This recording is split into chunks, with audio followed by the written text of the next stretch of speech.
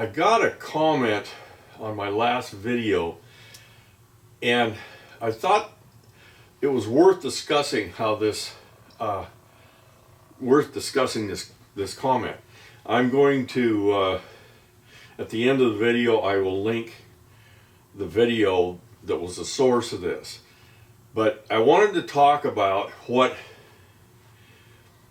energy mix and utilities and power in general.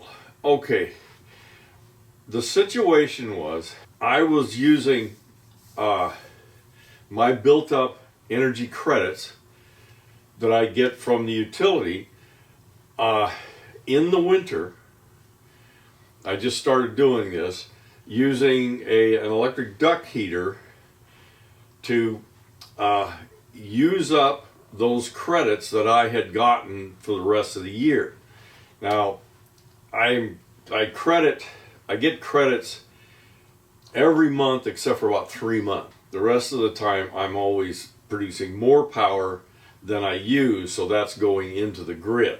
So the comment was, you are using up power in the winter that is going to require a peaker plant, which is a plant that comes online when the load is extra high. That is going to require the use of probably natural gas to make up, to actually give me my credits back. And so I'm not accomplishing anything if the plant that's used to make the power that I need to use is fired by natural gas. The most efficient way to operate with natural gas is to actually burn it in your own home with a high efficiency furnace.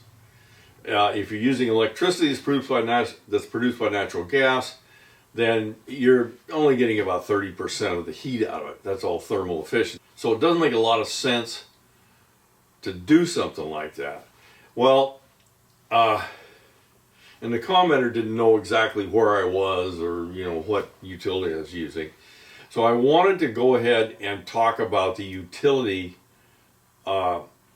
mix that I have where I live. Okay, this mix is 48% hydro, 9% wind, 2% biomass, 33% natural gas, and 8% coal. Total of 59% of the power generated is from renewable sources. So I'm starting out with a pretty good position there in the first place. But I still have to worry about these peaker plants and what they have to do with this whole issue. The first pie chart I want to look at here is giving capability, summer and winter capabilities. And I'm primarily looking at natural gas here. Natural gas in the winter has a peak capability of 39%. In the summer, the capability is 33%. Now that number tells you a little something. If I was to do this 30 years ago, I would have a much higher number of natural gas in the winter than in the summer, because people were burning a lot more natural gas. Well, what's happened is there's been a lot of heat pumps installed, and heat pumps work in the winter and the summer.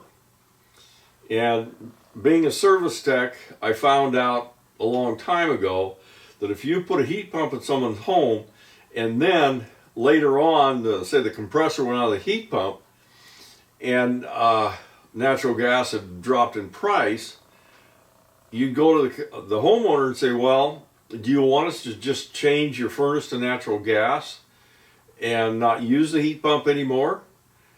And they said, well, yeah, that probably makes sense. But that's not going to affect my air conditioning, is it? Yeah, you're not going to have it. And leave the heat pump in. Almost every time they just leave the heat pump in. Once you've got air conditioning, you want to use it. And so now what we're looking at and electricity is the only way to operate an air conditioner.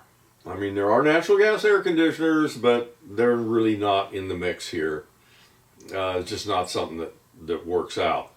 But from these numbers, I'm kind of deducing that our load is pretty high in the summer just because everyone is air conditioning.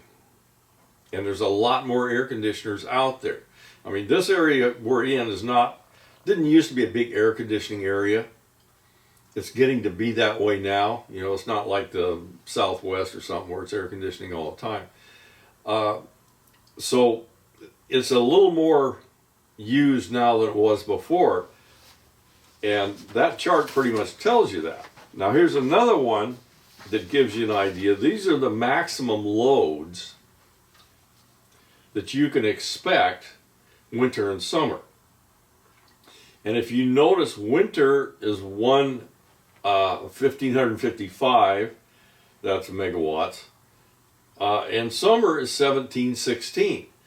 Now, summer is higher than winter. So what that's telling me, we're using peaker plants more in the summer than we are in the winter.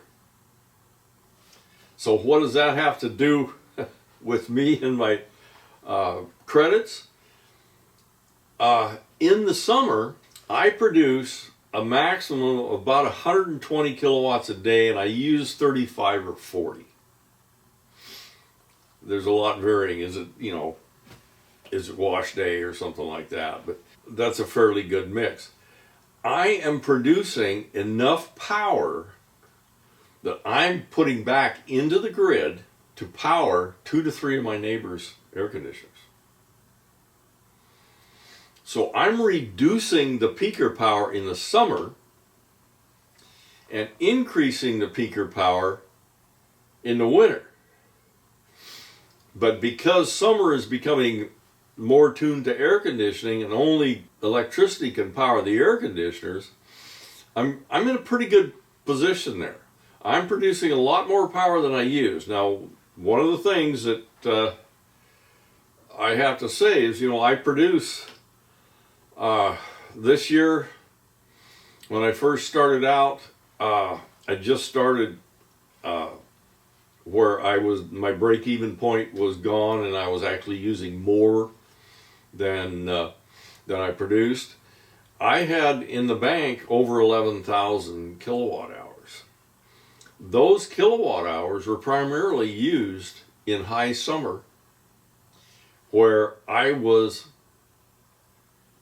reducing the load on the systems out there.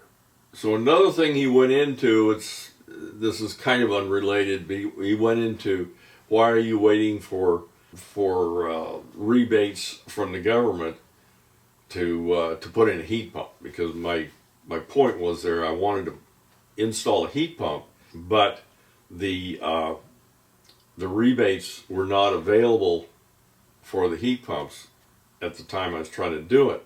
So I just went ahead and put in the duct heater in the existing system and used that. My entire system has used the 30% rebate on almost everything. I probably still would have put most of it in, but it would have taken a lot longer because of the extreme costs. And of course, I'm going to take advantage of anything that's available out there, and that's one of the things that is available. So I am going to take it. So anyway, I hope this makes sense to you. But in a nutshell, I am producing more power in the summer than I use. That goes into the grid. And I think I'm balancing out pretty well when I use power in the winter, because I'm not increasing it that much overall in usage. Hope this makes sense. That's it on this one.